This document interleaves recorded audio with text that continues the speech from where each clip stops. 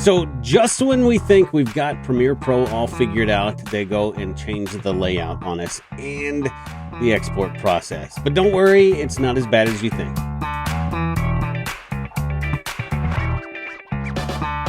I'm David O with Bittle MCOM. Welcome back to the channel. And if you're one of my video production students, some things have changed over the weekend as far as your exporting process goes and some general layout settings in Premiere Pro. So let's take a look at some of those. First of all, when we go to start a new project in Premiere Pro, it will look the same, but when we hit new project, it pulls up this new weird import window. It's just a little bit different, and there's some sample media and all your other folders that you might find on your computer. You can create an entire new session right here, and you can include some of your media elements right away.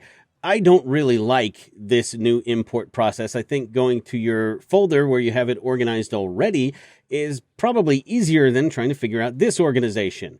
But it kind of falls in line with some of the other Adobe products, so I think that's why they did this. So if I want to start a new project, I have to then click up in the tab up here, New Project, and hit Create, and then we're good to go. So I'm going to go ahead and jump into a project I already have pulled up to show you some of the changes that were made in the layout. So right out of the gate, you might notice there are these three options up here: Import, Edit, and Export. Import is where we just were.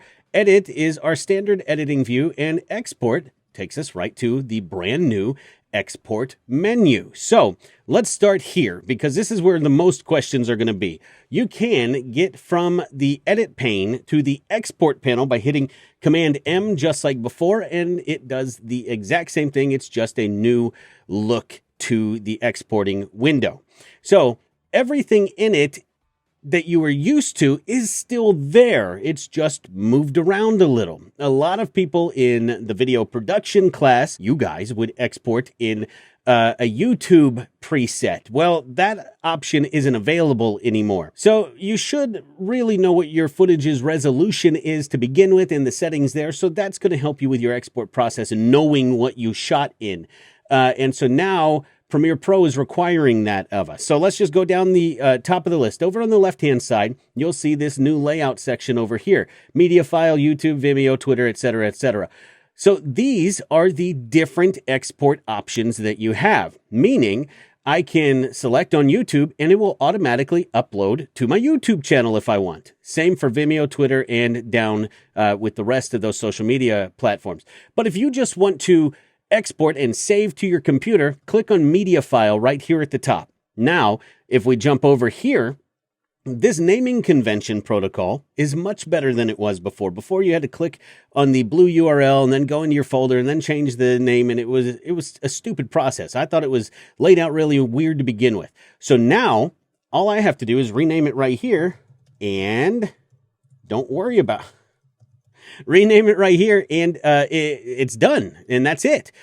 Now I can change my location if I want to by clicking the URL, but if it's already going right to my YouTube folder, which is where I want this one to go, then I'm done. And now in my preset, this is where some things might be different for you. Some of you would hit the YouTube preset right here because it was easier and it would have it set in a compressed form just specifically for YouTube. That's not available now. So now we need to know what our footage is shot in so we can export it that way. If you look down here, my video was shot in 720p. It was sent to me. It's a project that I work on. They chose to shoot in 720, so that's what I work with. So I'm going to go ahead and export in 720.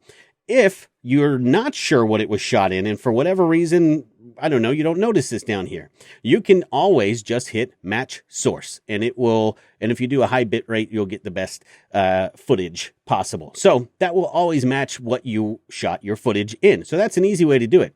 Here's the trick. You have to remember for format, the only thing that matters if you're posting this to social media is remember that the format for an MP4 has to be H.264. That will give you your best quality and turn it into an MP4. That way you can email it, put it on Google Drives, YouTube, Facebook, whatever you want right there. Make sure you remember H.264.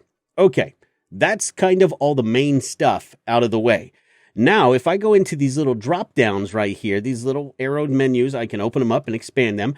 If I go through each one, I can change some of the settings further. So if I click on video and I go down to more, Then I have all the other features and all the other options that were available in the old export menu. They're just here now in this drop-down menu under video. So if I want to render at maximum quality, I click render at maximum quality, and then I'm good to go. I can reduce this and shrink it down, and now I can look at my audio tab and see if there's anything I want to change in here. The audio codec for an MP4 is AAC, so I'm going to leave it at that. The audio format for that is AAC. I'm going to leave it there. Works for me, no problem. And then you can go through everything and make it to your liking. Metadata is fine, nothing there. Effects are fine. If I wanted to put a LUT on it, or if I had one on there, this is where I would make sure that I changed it before I exported. No problem. So now all I have to do is hit export, and it will render out my entire session, and it will export it in that format that I want, and it will export it to the folder that I have selected. It's the exact same process, just a few more bells and whistles. Maybe the trickiest part is knowing that you have to find what you need in the video pane, but even on the old export menu, you had to do that. So not really much has changed. It looks like they made this more user-friendly for the casual video editor, because before it was a little intimidating, so they kind of made it a little more nice and neat where you're not overwhelmed with information right when you tried to export. Okay, let's jump back into the editing panel. So now that we're back in editing, the main thing that I noticed right away that's gone is my workspace options are all gone here. Now, how do I get to those? This is kind of cumbersome. I don't want to have to click on these every time. Well, they all still are available for us. They're just not labeled up at the top. They're tucked away in this nice little folder on the side. So if I click on this, I can just go to right where I need to. And if I want to look at captions and graphics, get to my essential graphics panel, there it is. It's just in this folder, and I can still save all my, edit my workspaces, save new workspaces, reset, all that stuff that was there before. It's just now in this little folder on the right. So there it is, no problem. And I'm not going to get into frame.io because I don't use that and I don't really know much about it. But there's plenty of tutorials on YouTube that you can check out to help you with that process. I think I am going to try to figure that one out going forward, but I don't use it as it stands right now. So these are kind of the basic changes that I know will affect us going forward as far as introductory video editors go for my video production class. If you have any questions about anything that I just went over, feel free to call, text, email if you know me. If not, leave them down in the comments. Thanks a lot, guys.